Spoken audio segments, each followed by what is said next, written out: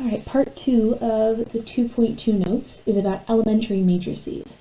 So what is an elementary matrix and why do we care about it? Well, this will give us another way to find the inverse of a matrix that is still square.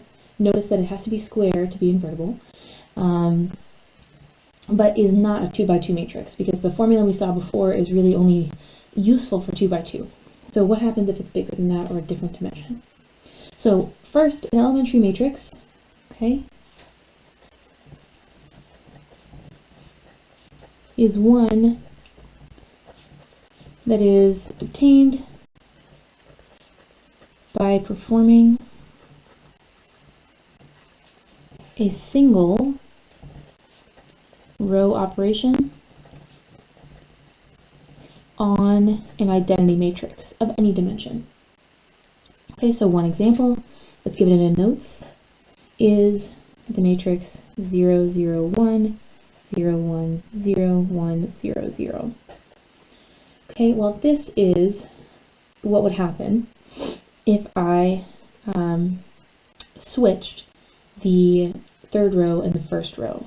So if I had the identity matrix, which in this case is 1, 0, 0, 0, 1, 0, 0, 0, 1, and I did row 3 switch with row 1, then I would get this matrix I was given up here. Okay, there are two other examples given in the notes. One is if I took the identity matrix and I did 2 row 1 plus row 2 and put it in row 2. Okay, I would get 1, 0, 0, 2, 1, 0, 0, 0, 1. Okay, or I could do, another one was 7 row 2 into row 2. That's 3, 2. Okay, if I did that, okay, I would get 1, 0, 0, 0, 7, 0, 0, 0, 1. Okay, so a single elementary row operation, whether that's row switching, addition, or multiplication. Okay, these matrices are all invertible because row operations are reversible. And in fact, what this helps me, the simplicity of the row operations helps me do is if I would like to find the inverse for any of these matrices, all I have to do is change this back into this. Okay, and that row operation will give me the inverse. Okay, so let's do a really simple example. Okay, so let's say that and this is the one given in the notes, that I had the matrix 1, 0, 0, negative 3. Okay, if I wanted to know how to change this back into the identity matrix, and that's because, if you remember, to find the inverse, multiplying a matrix by its inverse should equal the identity matrix. So if I wanted to change this back into the identity matrix, okay, all I would have to do was multiply this component by negative 1/3. Okay, so that would be, if I wrote out that row operation, row 2 times negative 1/3 into row 2. Okay, writing out that row operation actually tells me what to do with the identity matrix to get the inverse for this matrix.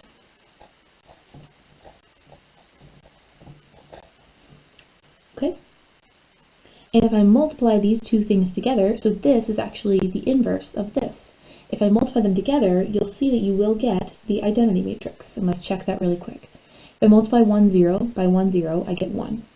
If I multiply 1, 0 by 0, negative 3, I get 0. So 1, 0.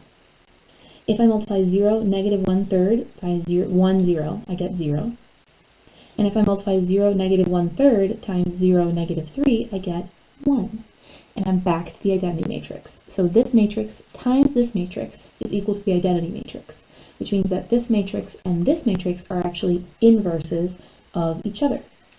Okay, so just like, this is kind of related, or it feels like what we were doing when we were making some matrix A that represented a transformation. We were just kind of following instructions. Here, we're given a matrix that has been created using some elementary row operations, and we're trying to undo those elementary row operations to find the inverse. Okay, so a good formatting for this, okay, will come up in a second. Let me do one more example. If we were to look at each of these up here, okay, this row operation describes what I should do to the identity matrix to find the inverse, in fact. So if I wanted to switch row 1 and row 3 back, all I have to do is switch row 1 and row 3, which again means this matrix is kind of its own inverse. Okay, and you're like, well, how is that possible? So let's say this is the column for A, the matrix A's, this is the column for its inverses.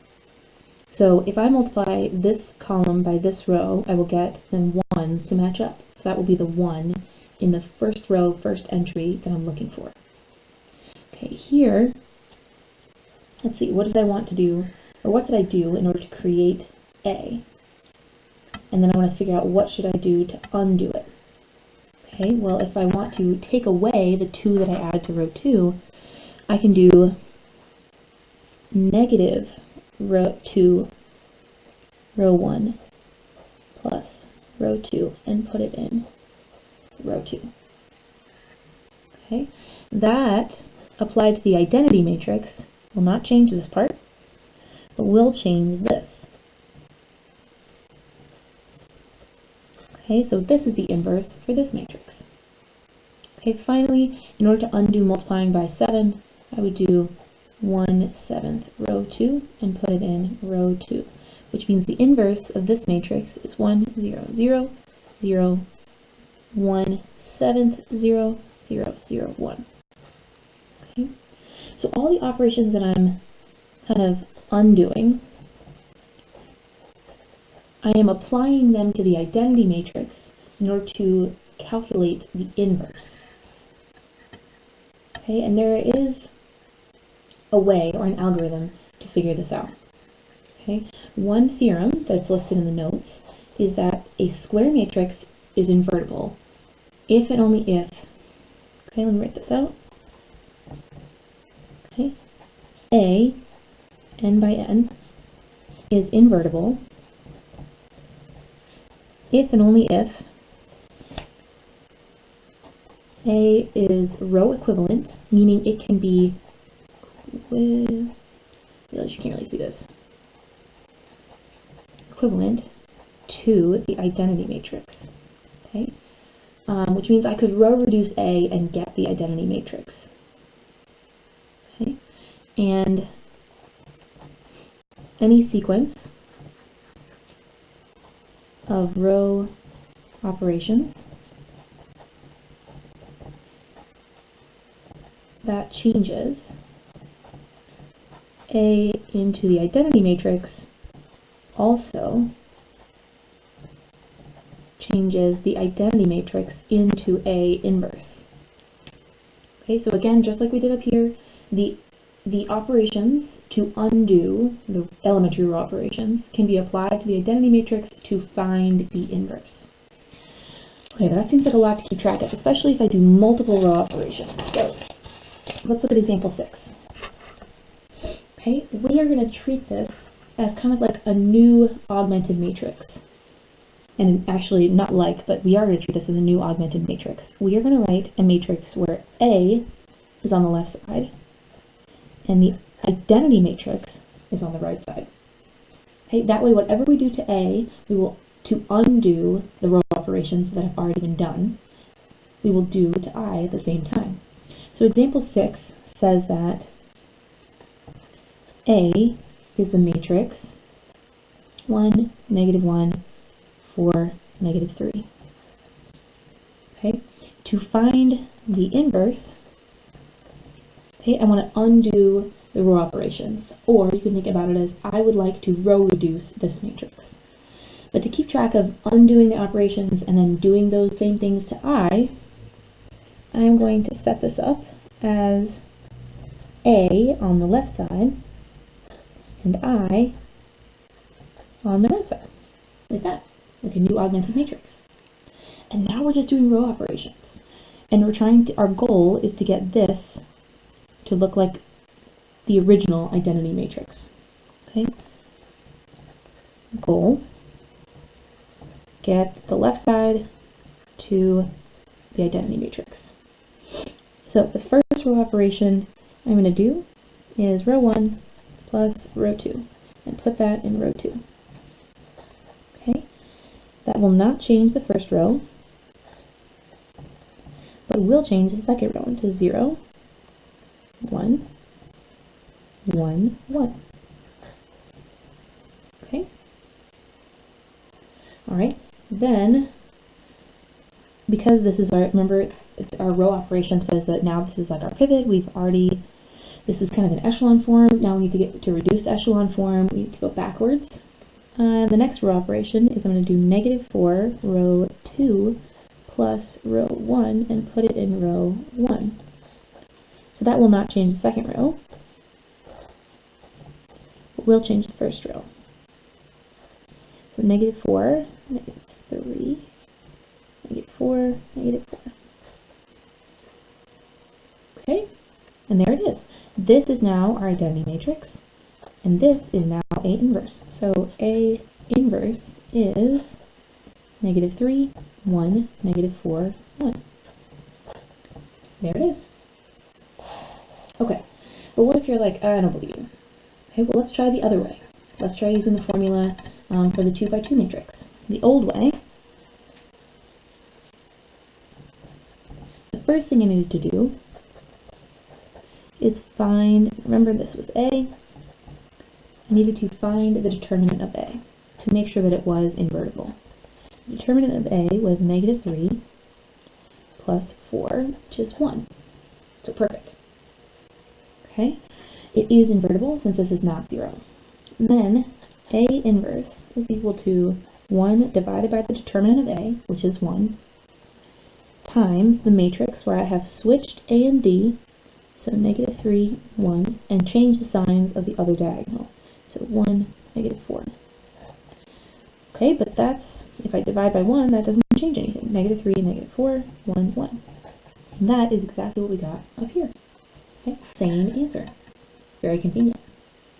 Okay, so what I want you to do then is, let's see, I want you to do example 7 in the notes. Okay, if you're looking at example, I'm going to add on an example to my field notes. Don't do example 8 in the field notes. That will do later, a little bit later. It's a little bit more complicated than what I wanted for this lesson. But I will fill in example 7 for you.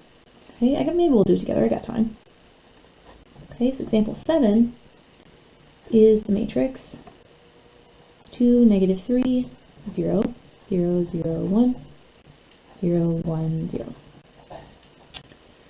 Okay, and I would like to I would like to find the inverse of this matrix. So I am going to make this an augmented matrix. There we go. The pencil is too sharp. Using the identity matrix in the augmented part. Okay, again, we're doing this so that we can undo these row operations and at the same time do them to the identity matrix to get our inverse. Okay, so it looks like maybe the first thing I would like to do is switch row 2 and row 3. So I'm going to switch row 2 and row 3.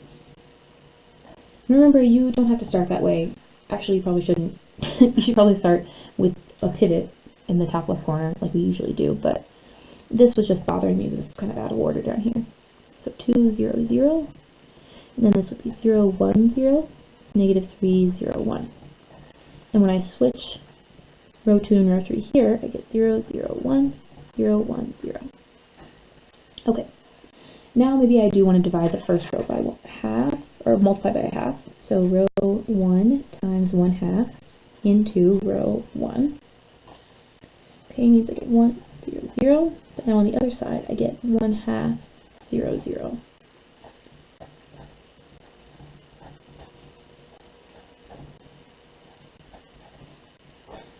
Okay, and I'm almost there. This enables me now to do 3 row 1 plus row 3 into row 3. Okay. Right, so 1, 0, 0, 1/2, 0, 0, 0, 1, 0, 0, 0, 1, 0, 0, 1. Great, the identity, I'm almost done. 3 halves, 1, 0. Okay, so that means that A inverse is equal to 1/2, 0, 3 halves, 0, 0, 1, 0, 1, 0. And that's it. Okay. I'll add on one more example in the field notes. Remember that you are not doing example 8 that's currently there. We will save that for a later lesson. Okay?